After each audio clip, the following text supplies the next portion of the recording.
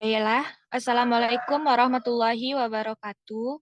Perkenalkan kami dari kelompok 13 akan mempresentasikan materi tentang TIK yang merupakan materi dari matkul dasar-dasar ilmu pendidikan yang dosen pengampunya adalah yang pertama adalah Bapak Dr. Andezal Hendrizen, MPD, yang kedua adalah Ibu Anes Fitria, MPD. Bella, sebelum kami mempresentasikan tentang materi TIK, saya akan memperkenalkan anggota kelompok saya sendiri. Yang pertama adalah Niela Kurnia Rahmadani dengan NIM 22129332. Yang kedua adalah Raisa Sabi Husni dengan NIM 22129349. Yang ketiga adalah saya sendiri, Riesa Pratiwi selaku moderator dengan NIM 22129352. Yang keempat adalah Zakdi Aditya Putra dengan NIM 22232043.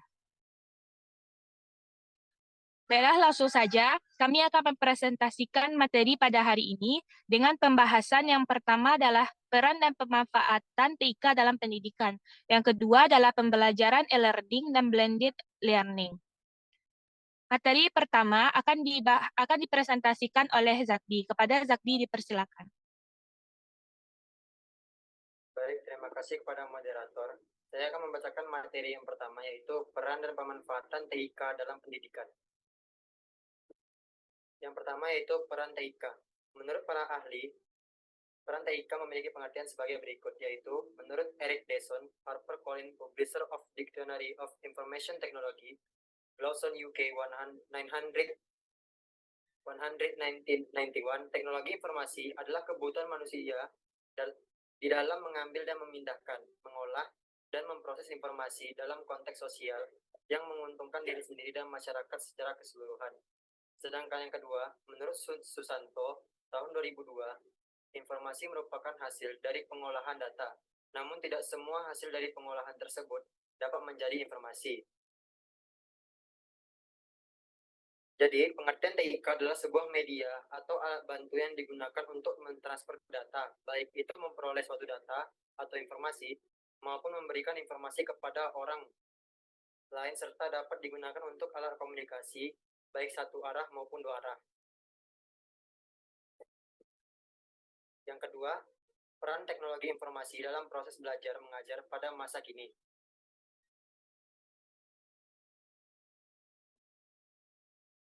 Banyak sekali peran yang dimiliki teknologi dalam proses belajar mengajar pada masa kini.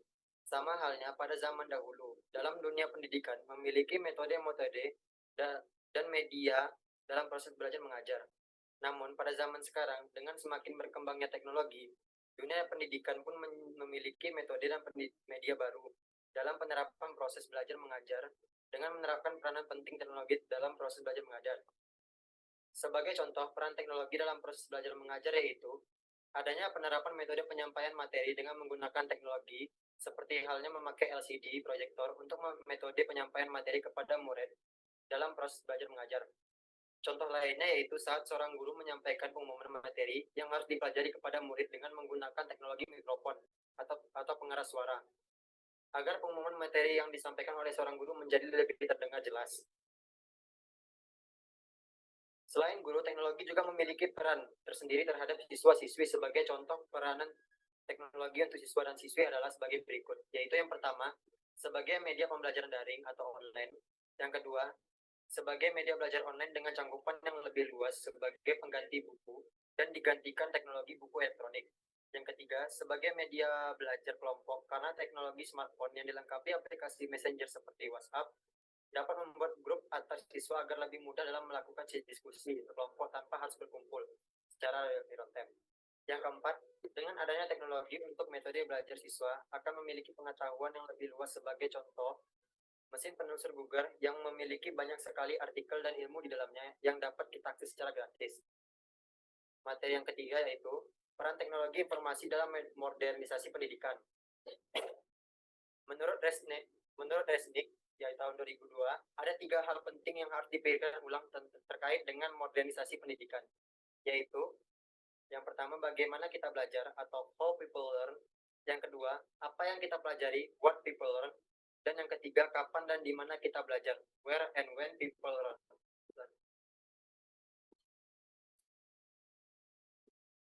Menurut Kirkpatrick tahun 2001, e-learning telah mendorong demokratisasi pengajar dan proses pembelajaran dengan memberikan kendali yang lebih besar dalam pembelajaran kepada siswa.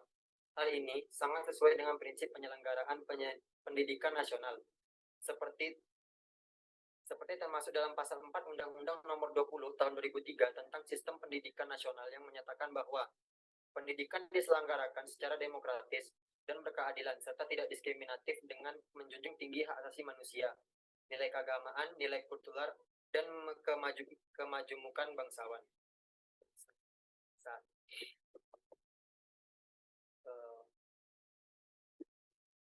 Saat ini regulasi yang dikeluarkan oleh pemerintah juga telah memfasilitasi pemanfaatan e-learning sebagai substitusi proses pembelajaran kontroversial.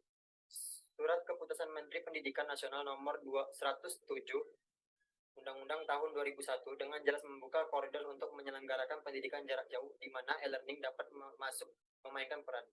Itu saja materi dari saya kembalikan kepada moderator. Baiklah, terima kasih kepada Zakdi sebagai pemateri pertama. Selanjutnya, materi kedua akan saya presentasikan sendiri. Yang selanjutnya adalah manfaat teknologi dalam dunia pendidikan. Manfaat teknologi dalam dunia pendidikan yang pertama adalah teknologi bisa membantu guru mengajar. Teknologi bisa menjadi alat bantu bagi guru untuk menyampaikan bahan ajar mereka kepada siswa. Dengan menggunakan teknologi dalam proses belajar, tentunya guru bisa menyampaikan materi dengan sangat mudah dan efektif. Yang kedua, teknologi memicu kreativitas guru.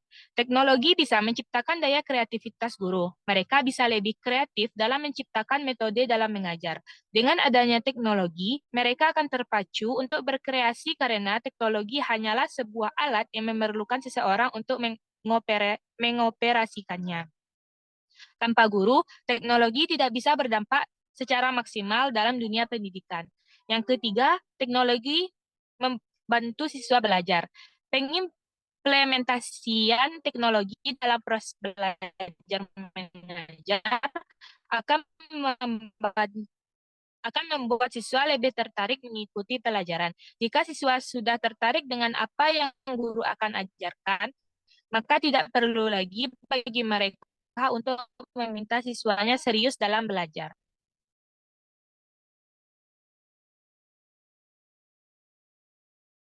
Memicu daya paham para murid agar mereka cepat memahami apa yang disampaikan oleh guru. Yang kelima, memudahkan siswa mencari sumber belajar. Teknologi informasi, khususnya internet, menyediakan berbagai macam sumber belajar yang bisa diakses oleh siswa kapanpun dan dimanapun. Mereka bisa mendapatkan semua referensi yang mereka butuhkan secara gratis. Semakin banyak mereka belajar dari sumber yang berbeda-beda, semakin pintar siswa tersebut. Yang keenam, teknologi bisa menaikkan standar sekolah. Sekolah yang menggunakan teknologi dalam proses mengajar akan meningkatkan mutu sekolah tersebut. Tentunya, sekolah yang bermutu akan menjadi sekolah terfavorit dan menjadi tujuan bagi siswa untuk belajar di sekolah itu. Yang ketujuh, teknologi menjadikan siswa memiliki wawasan luas. Siswa yang memanfaatkan teknologi dengan baik dan benar akan memiliki wawasan yang luas. Mereka bisa mendapatkan informasi atau perkembangan dunia terbaru dengan cepat. Bahkan mereka bisa aktif di dalam forum-forum komunikasi internasional yang bisa melatih diri mereka menjadi siswa yang proaktif. Selanjutnya adalah contoh-contoh pemanfaatan teknologi informasi dalam dunia pendidikan. Contoh-contoh pemanfaatannya itu yang pertama adalah pembelajaran berbasis komputer, yang kedua e-learning, yang keempat adalah blended learning, yang ketiga adalah blended learning, yang keempat adalah perpustakaan digital. Next.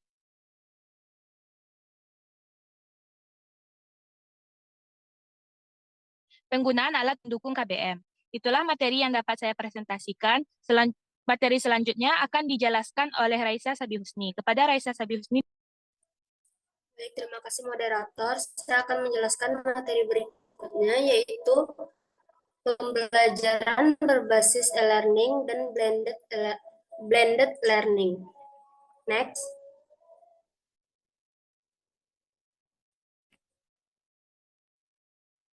Satu, pembelajaran berbasis e-learning. Pengertian, pembelajaran elektronik atau e-learning telah dimulai pada tahun 1970 Walker and Wilson pada tahun 2001. Konsep pembelajaran berbasis komputer dan jaringan adalah suatu bentuk model pembelajaran dengan memanfaatkan teknologi web dan internet. Konsep belajar dan mengajar ini sebenarnya bukanlah barang baru, bukan juga ide ataupun pemikiran baru, bahkan sudah berkembang sejak beberapa dasawarsa lalu. Fungsi pembelajaran berbasis e-learning yaitu 1. Tambahan. Dikatakan berfungsi sebagai tambahan atau suplemen apabila peserta didik mempunyai kebebasan memilih apakah akan memanfaatkan materi pembelajaran elektronik atau tidak. Yang kedua, pelengkap atau komplemen. Dikatakan berfungsi sebagai pelengkap apabila materi pembelajaran elektronik diprogramkan untuk melengkapi materi dan pembelajaran yang diterima oleh siswa di dalam kelas. Yang ketiga, pengganti atau substitution. Beberapa sekolah atau perguruan tinggi di negara-negara maju memberikan beberapa alternatif model kegiatan pembelajaran atau perkuliahan kepada para peserta didiknya. Model penyelenggaraan e-learning. 1. Model e-learning tutorial. Model ini telah diaplikasikan oleh universitas terbuka online berdasarkan jenis aplikasi komunikasi yang dilakukan dapat dibagi menjadi dua. Yang pertama itu tutorial learning dengan memanfaatkan aplikasi email dan internet. Yang kedua, tutorial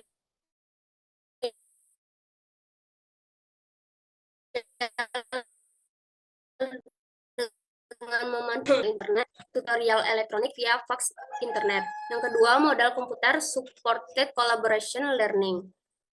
Next, melanjutkan keuntungan pembelajaran berbasis e-learning dan jaringan.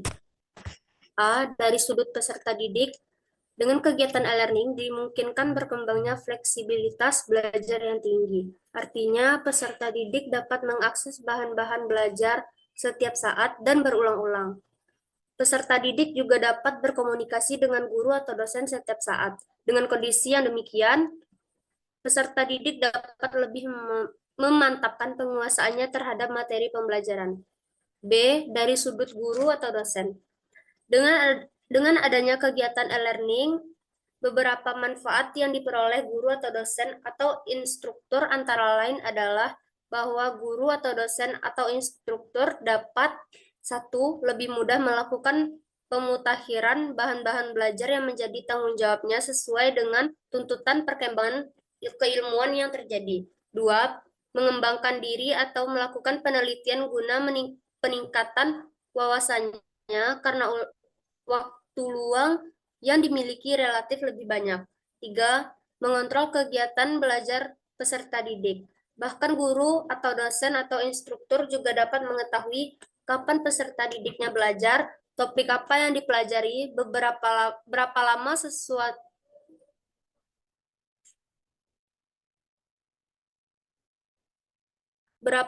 sesuatu topik dipelajari, serta berapa kali topik tertentu dipelajari ulang.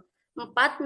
Mengecek apakah peserta didik telah mengerjakan soal-soal latihan setelah mempelajari topik tertentu. Dan yang kelima, memeriksa jawaban peserta didik dan memberitahukan hasilnya kepada peserta didik. Itulah materi dari saya kembalikan kepada moderator. Baiklah, terima kasih kepada Raisa atas presentasi materinya. Untuk presentasi selanjutnya yaitu adalah pembelajaran berbasis blended learning akan dijelaskan oleh Nela. Kepada Nela dipersilakan. Baiklah, terima kasih kepada moderator yang telah mengizinkan saya untuk menyampaikan materi mengenai pembelajaran berbasis blended learning. Yang pertama yaitu pengertian. Moda pembelajaran blended adalah suatu moda pembelajaran yang mengkombinasikan metode pengajaran fact atau fact dengan metode pengajaran berbentukan komputer, baik secara offline maupun online, untuk membentuk suatu pendekatan pembelajaran yang berintegrasi. Dahulu, materi-materi berbasis digital telah dipraktekkan, namun dalam batas peran penopangan, yaitu untuk mendukung pengajaran fact-to-fact. Tujuan blended learning adalah untuk memberikan pengalaman pembelajaran yang paling efektif dan efisien.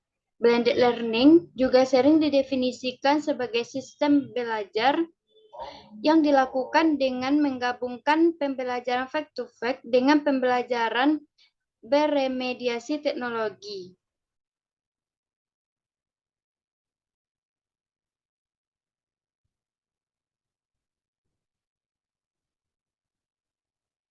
Selanjutnya yaitu landasan.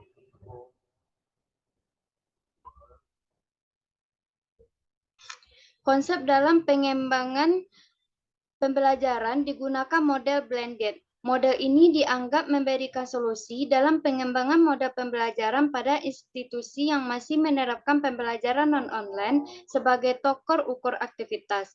Secara konsep, pengembangan didasarkan pada model-model pembelajaran menurut Sri Sadi 2006 dalam buku Pedoman Pengembangan Bahan Ajar Berbasis Web terbitan Departemen Pendidikan Nasional.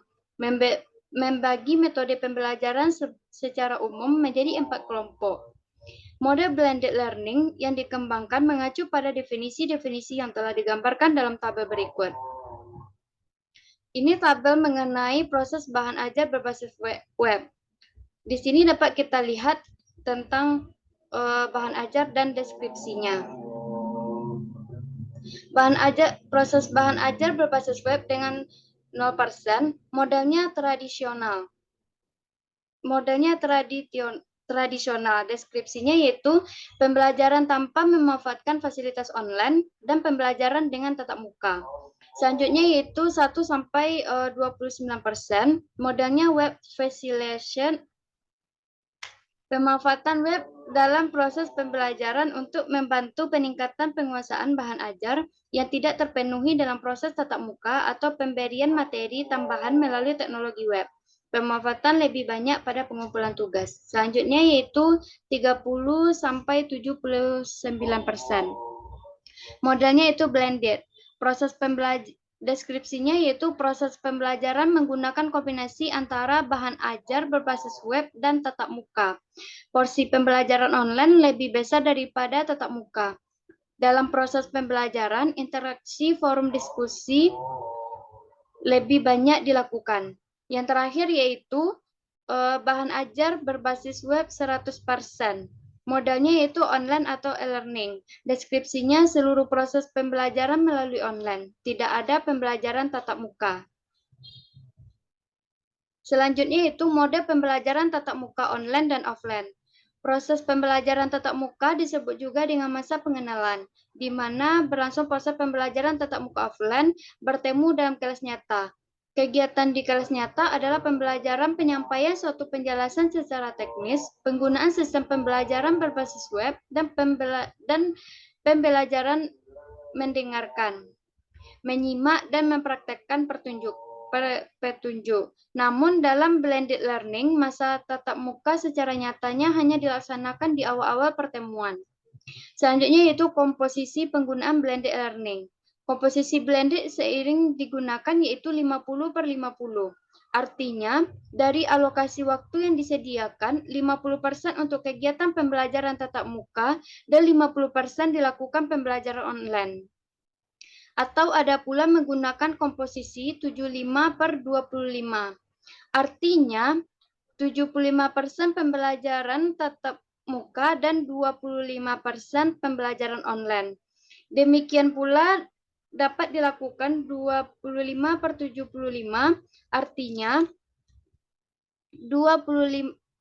yaitu 25% pembelajaran tatap muka dan 75% pembelajaran online.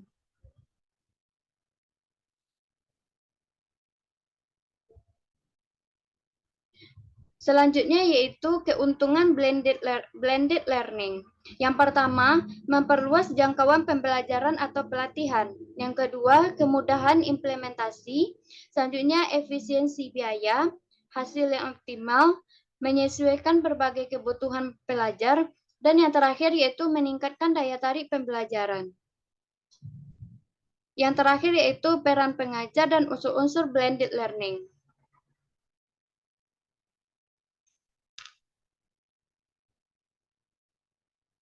Pengajar juga harus memiliki kepengetahuan dan keterampilan dalam pengembangan sumber belajar berbasis komputer, Microsoft Word dan Microsoft PowerPoint, dan keterampilan untuk mengakses internet, kemudian dapat menggabungkan 2 atau lebih metode pembelajaran tersebut. Peran pengajar sangat penting karena hal ini memerlukan proses transportasi pengetahuan isi dan blended learning sebagai alat. Yang terakhir yaitu unsur-unsur blended learning. Pembelajaran berbasis blended learning mengkombinasikan antara tatap muka dan e-learning tinggi paling tidak memiliki 6 unsur, yaitu yang pertama tatap muka, yang kedua belajar mandiri, yang ketiga yaitu aplikasi, yang keempat tutorial, yang kelima kerjasama, dan yang terakhir yaitu evaluasi. Sekian penyampaian materi dari saya kembalikan kepada moderator.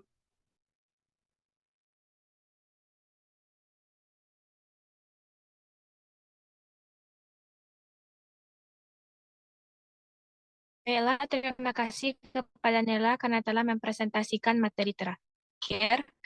Itulah materi yang dapat kami sampaikan. Jika ada kekurangan atau kesalahan, kami mohon maaf. Sekian, terima kasih. Waalaikumsalam warahmatullahi wabarakatuh.